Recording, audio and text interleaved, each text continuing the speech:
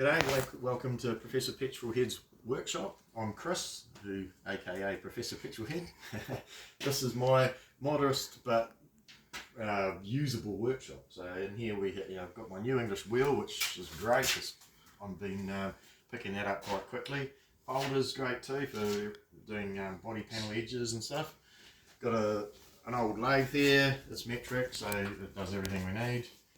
MIG welders, and then under here we got TIG welders, plasma cutters, all that stuff, and then just your normal hand tools. So there's nothing really particularly special. I mean, you can make anything with what you've got, and that's probably my motto.